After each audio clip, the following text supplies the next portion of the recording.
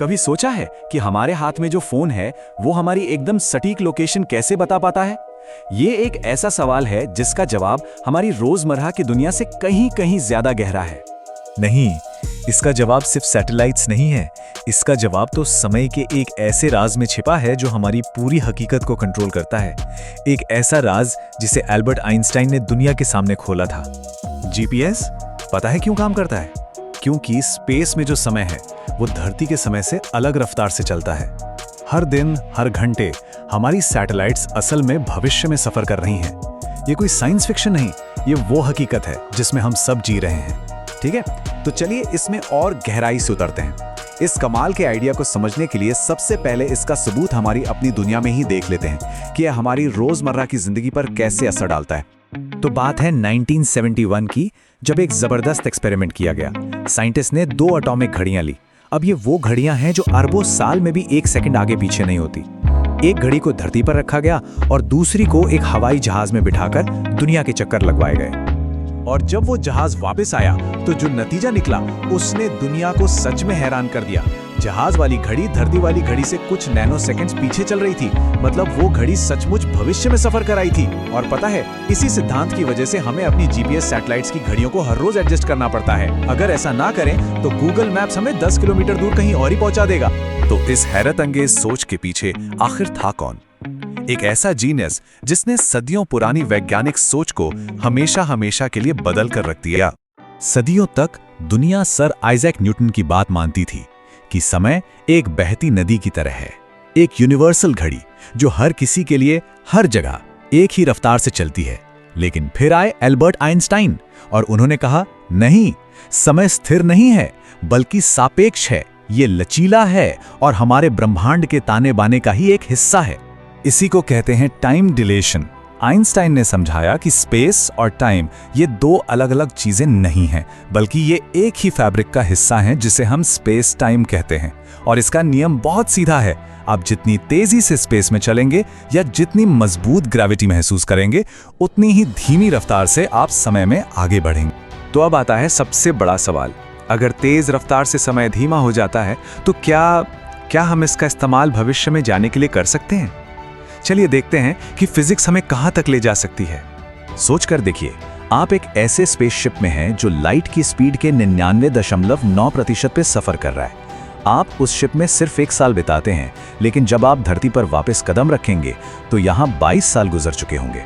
और अगर आप अपनी स्पीड को 99.999% तक ले गए तो आपका वो 1 साल धरती के 2236 सालों के बराबर होगा।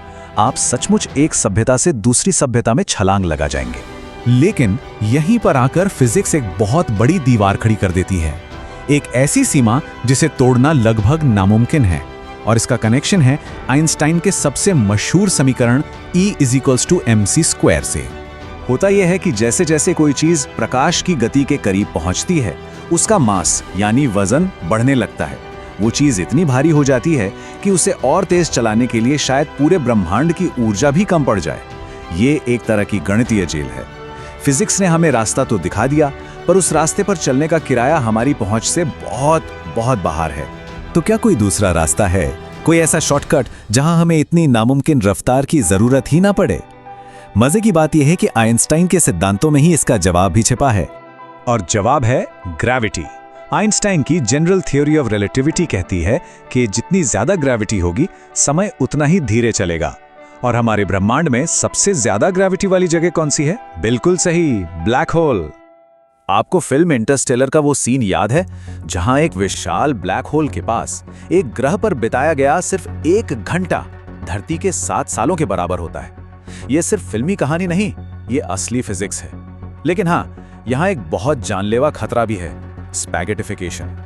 जहां ब्लैक होल की जबरदस्त ग्रेविटी किसी भी चीज को एक धागे की तरह खींचकर तोड़ देगी। अच्छा, भविष्य में जाना तो एक टेक्नोलॉजी की प्रॉब्लम है, लेकिन क्या हम अतीत में यानी गुजरे हुए कल में जा सकते हैं? यहीं पर हम फिजिक्स की दुनिया से निकलकर लॉजिक की दुनिया में आ जाते हैं और यहाँ के नियम बिल्कुल अलग हैं। देखिए, भविष्य में जाना एक टेक्नोलॉजी की समस्या है जिसे शायद हम कभी सुलझा लें, मगर अतीत में जाना एक तार्किक समस्या है। अगर किसी ने एक बार भी गुजरे हुए कल में कदम रख दिया तो वो सिर्फ वक्त को नहीं बदलेगा, वो पूरी हकीकत का संतुलन ही बिगाड़ देगा। इसे ग्रैंडफादर पैराडॉक्स से समझते हैं। सोचिए, कोई अपनी टाइम मशीन से अतीत में जाता है और किसी तरह अपने ही दादाजी को खत्म कर देता है। अगर दादाजी ही नहीं रहे तो पिता का जन्म नहीं होगा, पिता नहीं तो उस इंसान का भी कोई अस्तित्व नहीं, और अगर वो इंसान पैदा ही नहीं हुआ तो फिर अतीत में जाकर ये सब किया किसने? ये एक तरह का लॉजिकल सुसाइड है, एक ऐसा लूप जिसमें फिजिक्स भी फंसकर रह जाती है, जिसका कोई शुरू या अंत नहीं मिलता। ये एक ऐसा सवाल है जो ब्रह्मांड के सारे नियमों को ही तोड़ देता है। तो सवाल ये है कि इस लूप को शुरू किसने किया?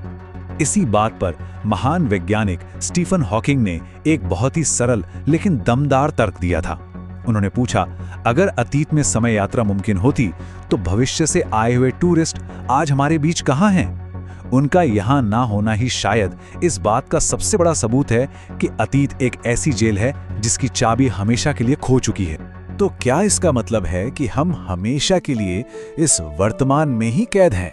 चलिए अपनी समझ और इन सीमाओं को एक बड़े ऐतिहासिक नजरिए से देखते हैं। हमें याद रखना होगा कि कुछ 100 साल पहले तक हवा में उड़ना जादू माना जाता था। कुछ दशक पहले तक चांद पर जाना पागलपन लगता था। हर वो चीज जो आज हमें नामुमकिन लगती है, वो कल की हकीकत बनने का इंतजार कर रही है।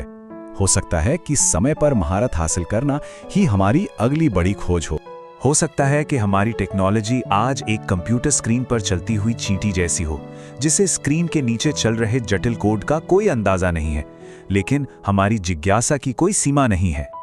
आइंस्टीन ने प्रकाश की किरण पर सवारी करने का सपना देखा था, और उसी एक सपने ने हमें रिलेटिविटी का सिद्धांत दिया। अब सवाल यह है कि हमारे सपने हमें आगे क्या देंगे?